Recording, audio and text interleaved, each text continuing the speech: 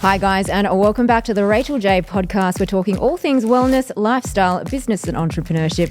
Join me, Rachel J, and my guests as we delve into our personal insights, practical tips and inspiration to help you live your best life. This week, I'm super excited to be joined by one of Australia's most popular trainers. She's the founder and CEO of the TXO app and the host of the Bounce Forward podcast. Welcome to the show, Tiff Hall. Thank you for having me. I'm so excited to have you on. And of course, we just met in Brisbane doing the Fit Expo, which was so cool. So fun. It was such a vibe, right? And I feel like I wanted to ask you about this because I'm wondering, do you do many live workouts these days in terms of in classes and things like that? Well, I started PT and it feels like this is showing my age 20 years ago before social media. So I was a one-on-one PT. I grew up in a Taekwondo school where my parents were fitness instructors and Taekwondo instructors. So I was always on the floor teaching Taekwondo, boot camps, always group fitness, things like body pump, body combat, they were my jam. And so I was always live teaching. And then, everyone went online and I started an online fitness program. My TXO is an app, it's a website. And these days it's a lot less, and I relish those moments to be in front of people and to be one-on-one training because I miss it so much. But I get it. People are busy. They want to customize their training. They want to take you in their pocket to the gym and train with you there. So I get the online thing, but I do miss being in front of people and getting to do big groups. Yeah. And I don't do it as nearly as much as I would like to, but I would love to do more. It's very different, isn't it? Because you get the atmosphere and just the energy of people, I guess. Yeah. It's a little bit different online. Yeah. But I get it too. Obviously, people like online, but, in person is really nice. Thank goodness I have a community. I have a really amazing Facebook community and Insta community, and it's very vibrant. People get very involved. They're posting every day. They're keeping themselves accountable. It's a beautiful community. So without that, I'd feel like I was kind of just doing star jumps on my own in my living room.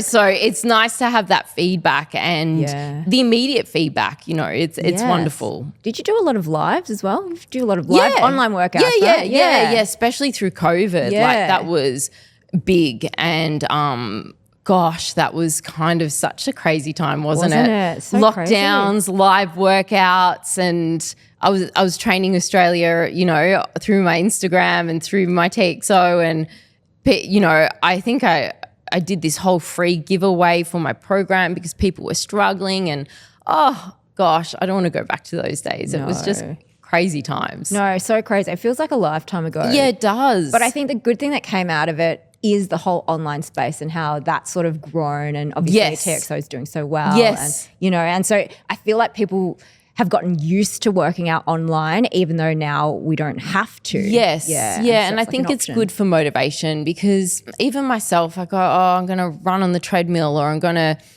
do a workout. What do you do? The paralysis of analysis. You stop, you think, but having workouts where you can just follow the workouts, and all my workouts are very different to many apps out there because they're coached. So I'm talking you through it, motivating you, giving you the proper technique, the cues, all of that.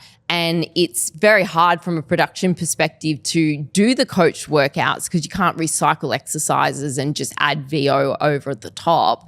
But I've always committed to still being a personal trainer and wanting to give people that. And, the coaching is just so motivating, and I love just pressing play on a workout and making sure that, I can just be taken on this journey and I don't have to worry about what I'm doing. And I guess that's really good for people. Yeah. I think the coach, I do feel like there's such a difference between a coach workout and just this is a demo of what you could do, because you get that accountability, you get that motivation in real time as you're doing it. And also that just building that relationship with your clients, members they get to know you, and it becomes such a strong bond. And my members they're just so fanatical, and I love it. I love that they are so committed to the program and to the cause of just being the best that they can be, and that is so inspiring. Yeah. Oh, that's so amazing. I feel like too, you can hear that you're so passionate about what you do just from hearing you speak about it. Now, one of the things that really stood out to me from our chat in Brizzy was that we were talking about the bounce forward philosophy. Yes. And just the fact that you felt pressure as a trainer to quote unquote look like a trainer after your pregnancies.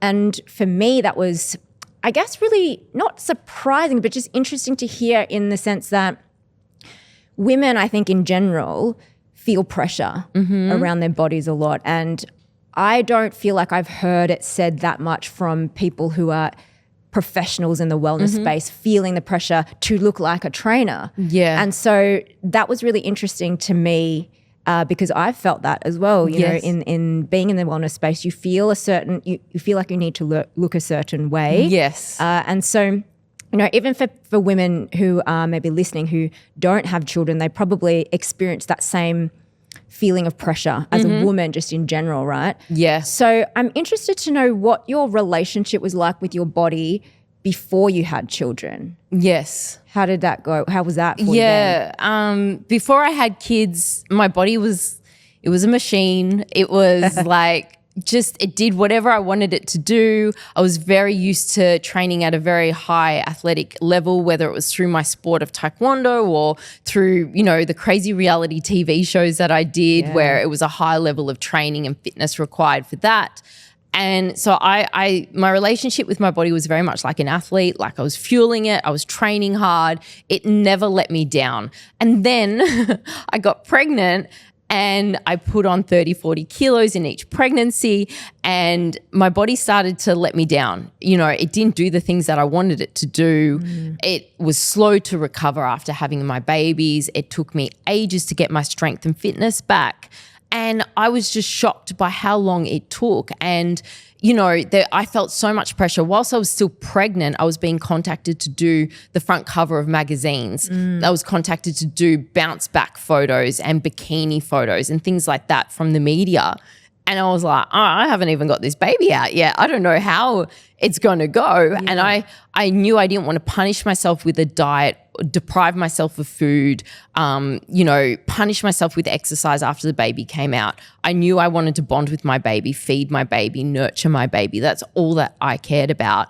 And when Arnold, my firstborn, came along, I was so besotted with him. I just thought, oh, I don't even want to like go on a hardcore, you know, training camp to like get my body back. This is a time of healing and recovery and just locking out the world and looking after this baby.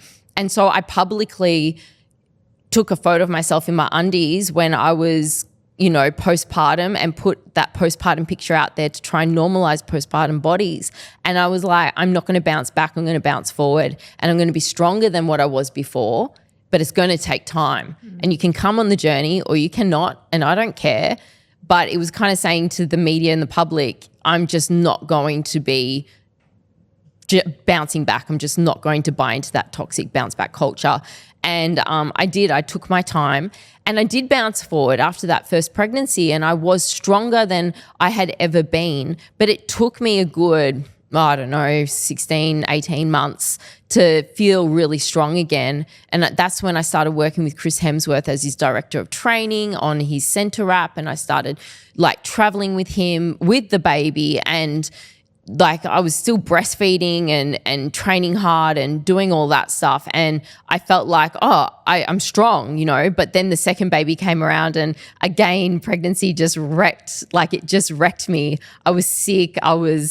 You know, I had put on a lot of weight. I had to have a knee operation because my joints were so loaded. And I was like, oh, how am I going to do this? I honestly thought second time around that I wasn't going to be able to get back to training people or even doing videos for my app because my core was so shot. Yeah. And that's when I developed the MumBod program in unison with a women's health physio, because I needed that extra support to rebuild my core and what was the mum tum, which everyone who's had babies can understand, you know, kind of hangs down and it's big. And, you know, I was like, how come I still look 6 months pregnant when my baby's like nearly 1. I didn't understand that. So it was a lot of rehabilitation and prioritizing that rehab over smashing myself, which is all about bounce forward. And what I want to say to women, don't smash yourself.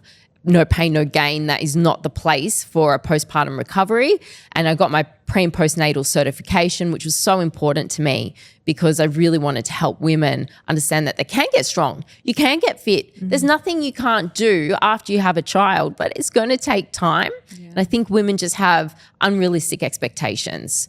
That's what it is, yeah. I mean, I love that you've approached your journey, your postpartum journey in that way. And I feel like so many women feel the pressure that they need to bounce back. So I love that bounce forward is completely going against, I guess, what we've been told with the whole bounce back culture.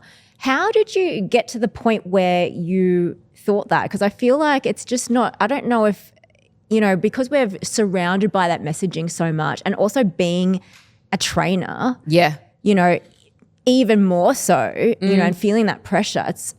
I'm interested to know, when was it? Do you remember the moment where you just thought, no, stuff it, like I'm not going to do that? Why would I do that? Do you remember that? It was quite gradual, and it was gradual because I was gradually putting on weight, gradually, growing this gorgeous baby, and people were reaching out to me on all of my platforms and saying, are you scared that you're never going to get fit again? Are you scared that your body's changed? Are you scared you're never going to lose your baby weight? And so these little thoughts were coming into my mind gradually. And I was thinking, no, I wasn't, because I had faith in my body and I had a fitness base. And I was like, it'll be fine. But I didn't know how the birth would go. I didn't know how feeding Arnold would go, or feeding Vader, or there's so many elements that play into your recovery. And so I guess it was gradual, but the stuff you moment was definitely when I was having a shower and Arnold was in the bassinet, and I was trying to have a shower with a newborn, and Ed walked in and he said, "You've never looked so beautiful." And I'm like, you're lying. Oh, that's so sweet. You're lying. I am, I've got the baby weight. I'm just a mess here. He's like, "No, you've never looked more beautiful." And I thought, that's it. That was the moment where I was like, stuff this. I'm putting my body out there postpartum. I'm going to wear a crop top. I'm not going to hide. I'm going to exercise. I'm going to show people that, the tummy takes so much time to come down and rebuild that core.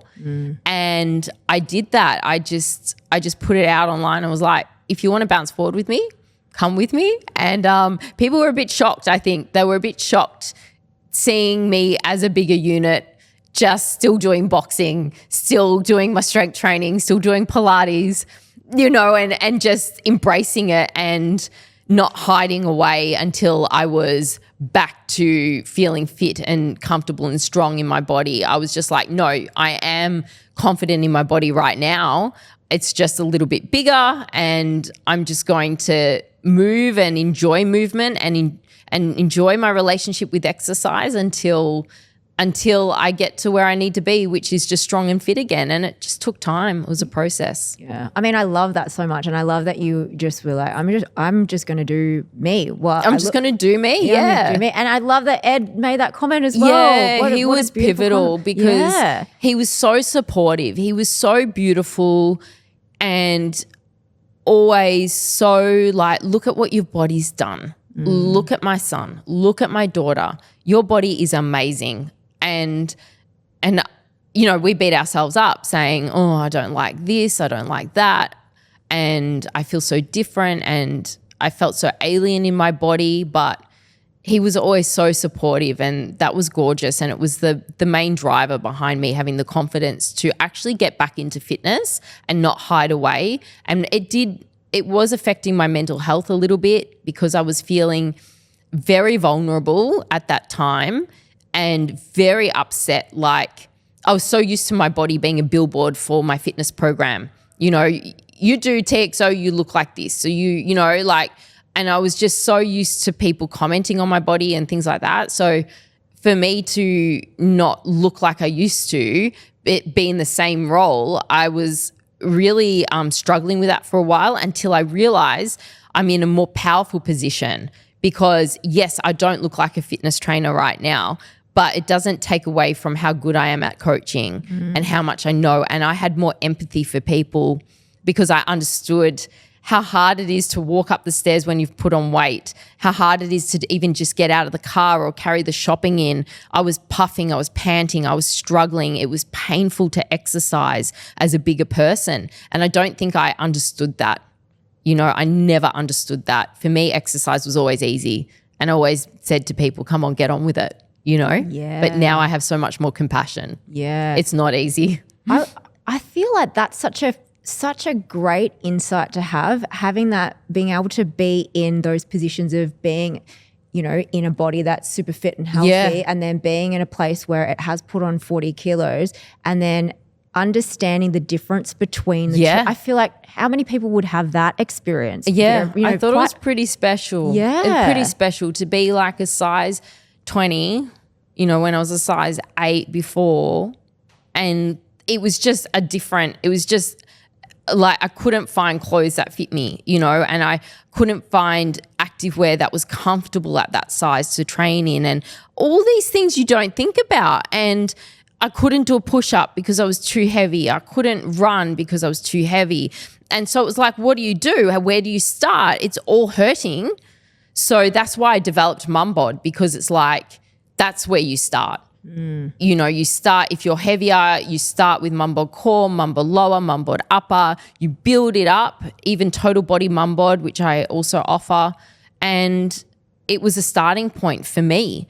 And now it's a starting point for many other women, whether they're wanting to lose weight or recover from postpartum or whatever it is. It's a really good program for them. Yeah, it's so good because you've been through it. What do you think the differences are in the way that you spoke to yourself between the two different perspectives? So when you were super fit before you were pregnant and then going through the postpartum journey, what were the differences you noticed in the way you spoke to yourself? Good question. There were some big ones, because when I was super fit, it was always the mentality of push through, bit no pain, no gain, sort of smash training. I was very used to that growing up with my sport, and having a really like a black belt mindset where you keep going. You don't really show weakness, vulnerability.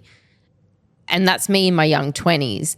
Then when I started to have children, my self-talk completely changed to compassion, because you're sleep deprived. You can't go hard the next day. You'll be sick. Like, or you're busy, or like I'd say I'm going to train at 11 o'clock in the morning, and then the baby starts vomiting. The baby's sick. Oh, now you can't train. Like, the world changes on you. So you have to become flexible, and you have to have self-compassion. You have to think, well, it's not going to work right now. It's not going to work for me here and now. So I'm going to, simply pivot and train later, or, just have some compassion and say, wave the white flag today. I'm not going to be able to train today. I'll reset and do it tomorrow. And it's the power of a reset, I think, has been so important. Pressing the reset button, and I press it multiple times a day, because it just helps me to reframe where I'm at and my goals and what I'm doing, and not have the all or nothing attitude where it's like, oh, I didn't get a 5K run in this morning, so therefore I'm just going to eat badly all day, and then I eat badly the next day because I had a bad day yesterday, and then a bad week turns into a bad month. Before you know it, it's been like 3 months, you haven't exercised, you've eaten badly. And it's like, so the all or nothing attitude is your enemy. And I found that I was a bit all or nothing in my 20s, but having kids, I've stopped the all or nothing, and it's very much more balanced and compassionate. I love that so much. Just finding that compassion for yourself and giving yourself empathy through that journey. I think that's so important. And I love that what you just said about the reset button and doing that during the day, multiple times during the day, because you're so right. When you think about if you're in, it's all or nothing, and you go into that spiral of, oh, well, I didn't do that, so I might as well just eat the rest of this, or I might as well just do this. It just accumulates. And then, like you said, 3 months later, where are you now? You blink and you wake up. And so I have a 3-hour reset rule, which is a good tip for everyone listening. Every 3 to 4 hours, I reset and I think about where am I at in my day, reset, and it usually coincides with a meal. So it's like it's a healthy meal or an opportunity to have something to fuel my body, glass of water, something, supplements, whatever it is. And then I never get lost in the all or nothing attitude. The days are long with kids. Anyone with the kids will understand that. You get to 7 o'clock at night and it's like, whoa. Whew, okay. So I'm constantly resetting during the day because work interrupts, kids interrupt. I've got Veda at home with me in working from home with her. So it's a lot. There's a lot going on. Yeah. I love that. The 3-hour reset. So just kind of check in with yourself. Yeah, exactly. It's after a check-in. 3 hours. Yeah. And do something healthy for yourself or something like that. Yeah. Love that. Love that so much. I just think the whole bounce forward philosophy is amazing because I think the framing of it is just so great for women, and it's just so common for us, like you were saying, that to hear the bounce back culture. And so I love that you've just started this whole new movement. Yes. Essentially. And it's not just bouncing forward from having kids. I'm being contacted by women who are bouncing forward after having a divorce or, losing their job or, just a setback in life, and they're taking the bounce forward philosophy, which is self-compassion and acceptance and not being hard on themselves. So they're bouncing forward from all kinds of challenges and disappointments. And I'm also bouncing forward because running a business is tough. It's tough competition out there in the industry that I'm in. It's brutal and everyone is competing for new business and it's noisy, And so I find that I'm always bouncing forward from business setbacks, business disappointments. It's just a really healthy way to keep moving forward in a positive way rather than getting stuck in the past and also comparing yourself to other people. Yeah, I love that. And it's always almost focusing on constantly creating a new version of you. Yes. Regardless of what area. It can be your health and fitness, but it can be in any area of your life, which I really, really love. Now, you touched on core strength, and I love this, obviously. Yes. Core yes, for me. You've got the best core going round, miss. I love core workouts, and I love that you actually mentioned, I didn't realize that I needed to strengthen these different parts of my core. A lot of people don't realize that there are different parts of your core. Absolutely. Right? And especially for women, it's a big thing, obviously, when your stomach grows from pregnancy, all the things shift, change. So tell me a bit about this and your journey with your core, because I think it is important for women. Core. To learn about it. Okay, so I had this mum tum, my stomach was big and I looked pregnant still after I had the babies.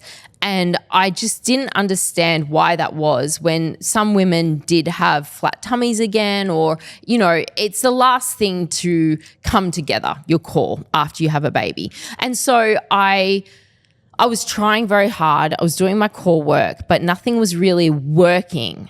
And so I went and saw a women's health physio, and we did a lot of pelvic floor and a lot of lower abdominal work. And I had been neglecting my lower abdominals. I'd been working very much on the upper abdominals, and I definitely had some definition there, and they were coming back, and my ab separation was healing from doing that work, so it wasn't wasted. But if you have overly tight upper abdominals, like a balloon, when you squeeze the top of the balloon really tight, the bottom of the balloon really swells. And so that's really the beginning of the mum tum. And I was overly tight in my upper abdominals. So I had to learn how to relax them and really work the lower core.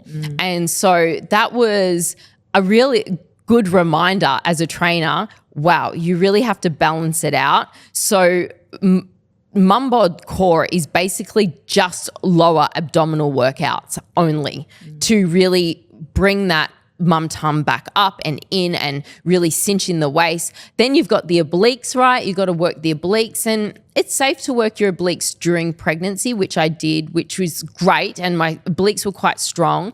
But and they cinch you in like a corset, which is great. But you really want to make sure you're focusing on the lower abdominals and the pelvic floor. And it's easy to just not do pelvic floor or to not engage pelvic floor when you're working your core. But it is so important. And so that was a big moment for me where I thought, okay, you can transform your core. It's going to take time, but I had to do it in a really specific way.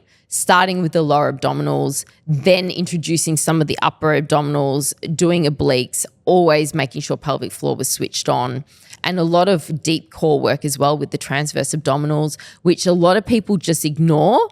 And if you train your core right, then your whole body and all of your training is going to improve. It is the absolute life force of the body. So I love the core. I know you are passionate about the core as well. Yes. And I just think it's magic. And I look at my before and after, or then and now. I know it's bad to compare before and after photos and things like that, but I look at myself then and I look at myself now, and I just can't believe the difference. I'm just like, oh my God, it's crazy. It's absolutely crazy what the body can do, and the power of training.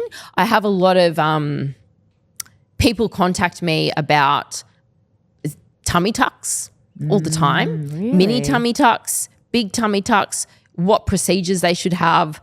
And I'm not a doctor, so I don't engage in anything medical or giving medical advice. But it's amazing how many people come to me and that is their first call. I'm going to get a tummy tuck. And I kind of either address it on my podcast, or if it's in the community, or if it's an email through our help desk, my first point of call is always like, you know, you can fix that with training. You know, you can really, you know, because I was there, and if you just put the time in, and like a tummy tuck, I think it's like 3 months recovery, can't drive, can't pick anything up. So you're looking at 3 months off. If you spend that 3 months training appropriately, you would get the results. So I just get so confused by that. And it just doesn't work. I just wish that people knew that they could do that without such invasive procedures, you know? Yeah. I mean, I love that you're just such a great example, because you can say, well, I've actually been where you are, and look what I've done. And I am so interested to know, during your pregnancies, were you aware of engaging pelvic floor and doing all that kind of stuff? Yeah, and I was struggling. I had a lot of issues like with leakage and sneezing and coughing, and I'd be like, for the first time, like wetting myself. So the baby, the pressure, you know, it's something that I had to work on throughout my pregnancies, and I was very much aware of it. Yeah. And it was getting really bad and worse. And then I had both vaginal deliveries, so pelvic floor was damaged, and forceps with Arnold as well. So there was, you know, it's invasive, and that also wrecked my pelvic floor a little bit as well. So I was very aware of it. And then after the deliveries, I was like, oh, I got so much work to do.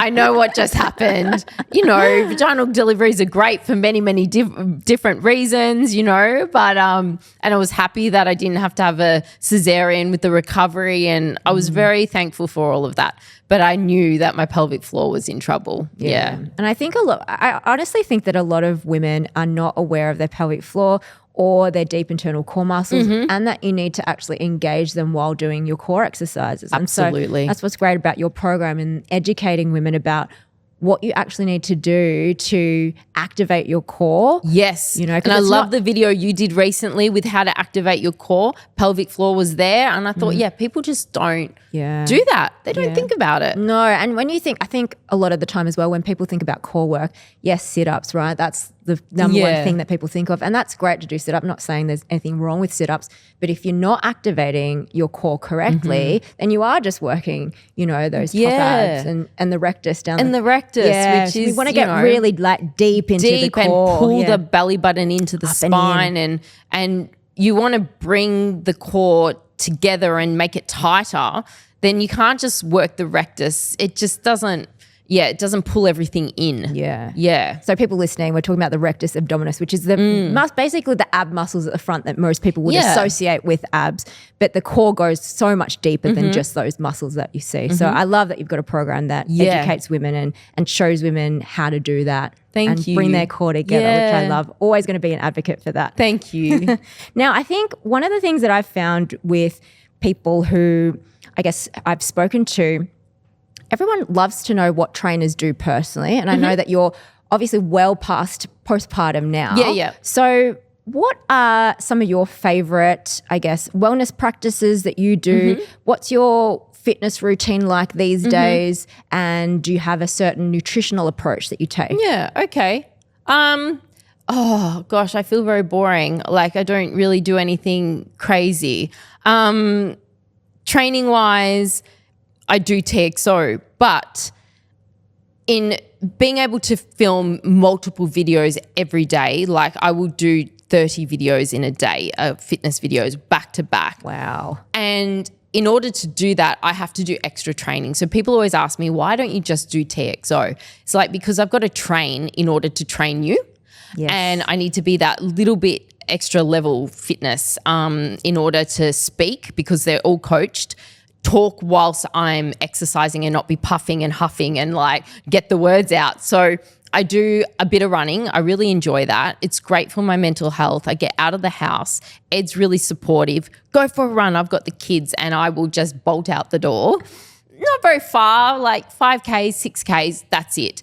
And it just helps with my cardiovascular to be able to talk and teach. And then I do strength training, which I'm really passionate about through TXO. But whether that's in a gym or just at home, I've got a little home gym at home. And that's really, really important.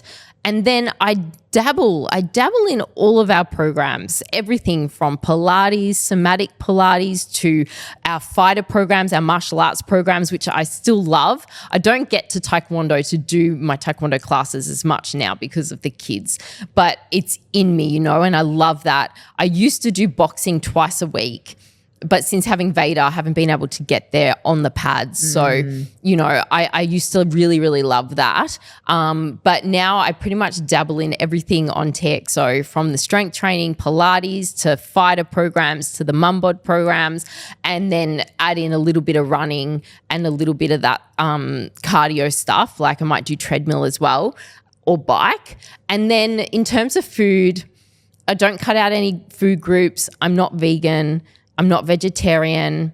I love eating lots of fish, grilled stuff, fake away kind of meals where it's your favorite takeaway, like fish and chips, but it'll be grilled fish and sweet potato chips, for example. I'll cook big family-friendly meals, from the TXO app. But yeah, I don't really cut anything out. I love my coffee. I love my treats, but it's 80% health ninja, 20% naughty ninja kind of. That's the way I deal with it. And I find if your base is really good and you eat really well throughout the week, whatever you do in the weekend, it doesn't really undo that. Yeah.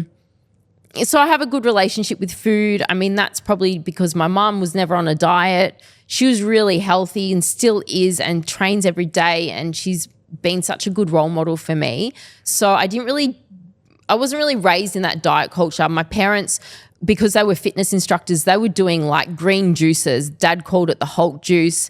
And we would go to school with little tumblers of green juice. And this is in the 90s. Like people weren't even doing this stuff. Yeah. And kids were like, what is going on with you? What are you drinking?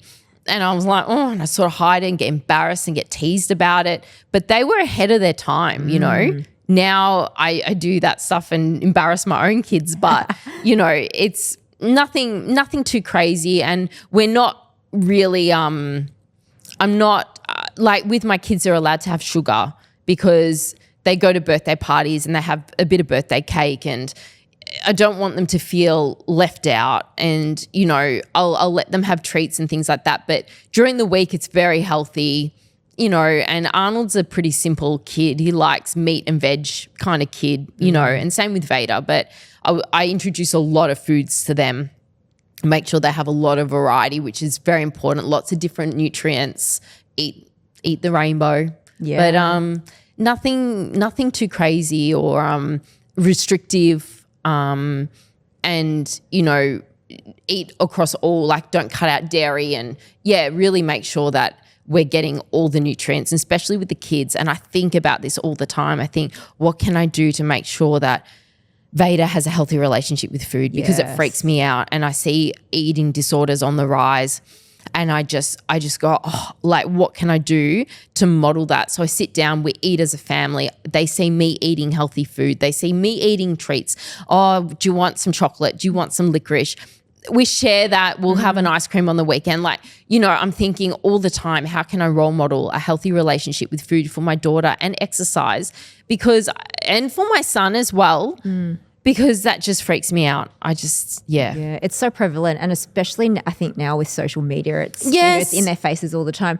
And I love that you've got that as a conscious thing that you're doing in your household, because I do feel like even if you're, you know, maybe anyone listening might have experienced some sort of disordered eating or body dysmorphia or something. Is very common, and it's something that most probably has happened through your childhood. You've picked up something from somewhere. Yes.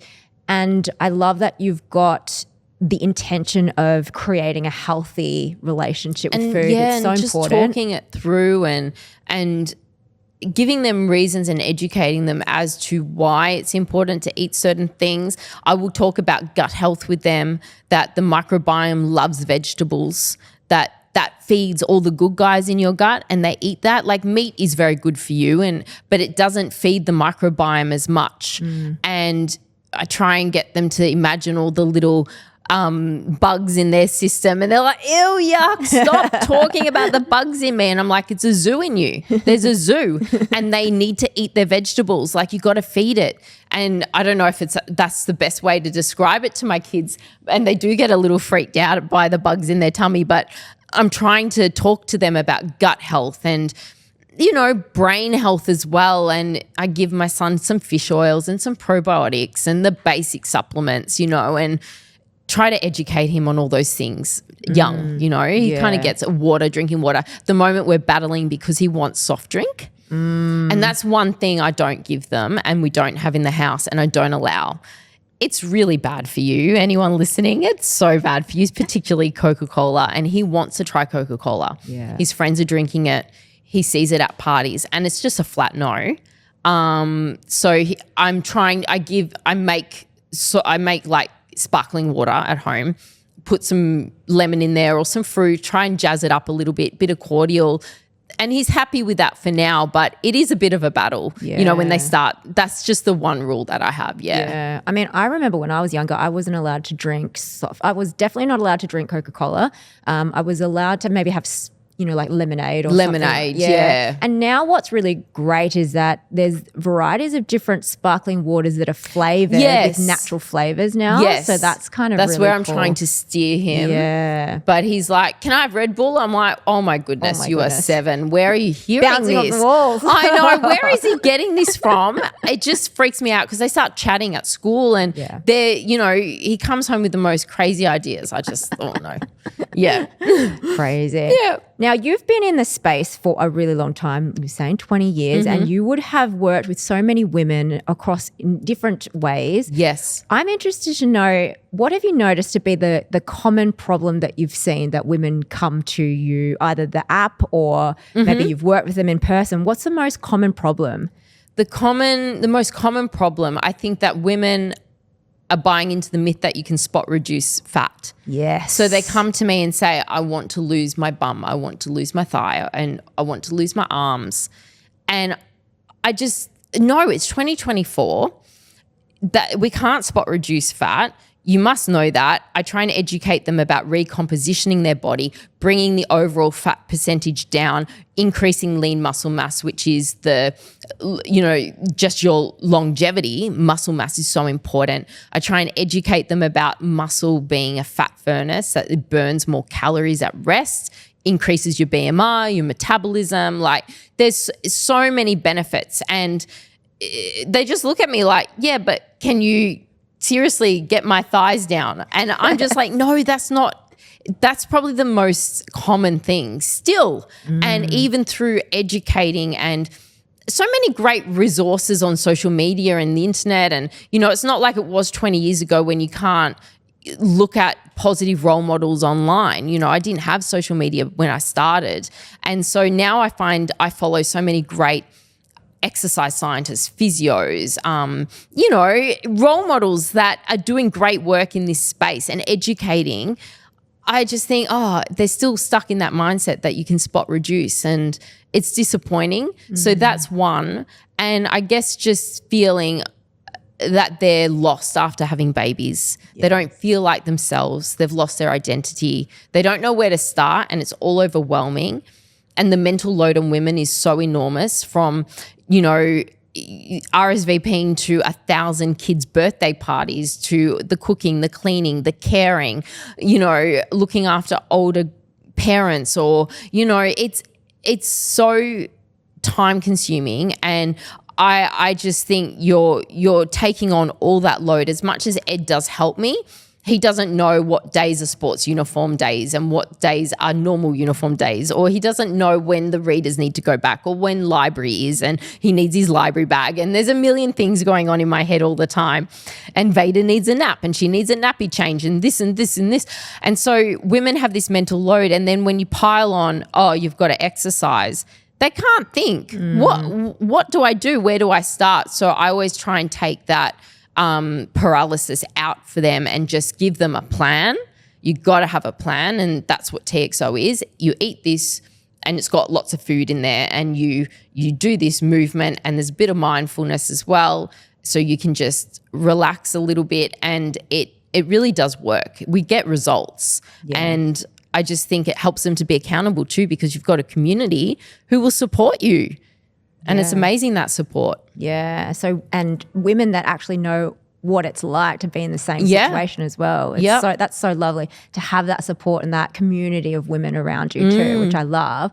Now, if you had one piece of advice that you wish you knew before you went through your pregnancy and postpartum journey that someone had told you, but now you know it, what would you go back and tell that past version of you?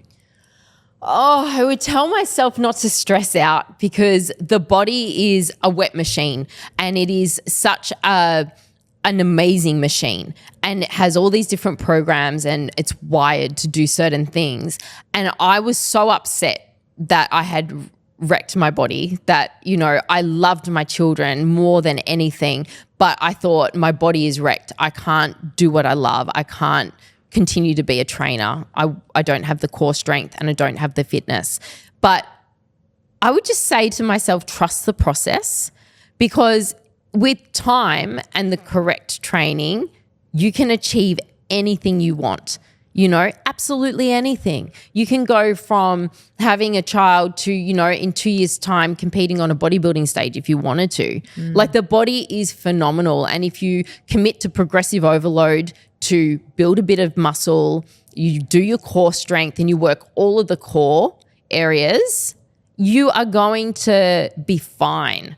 And I just say that to mums all the time who contact me. I'm 34 weeks pregnant. Oh my God, I'm feeling it. I'm never going to be able to do this. And I just say, just trust the process.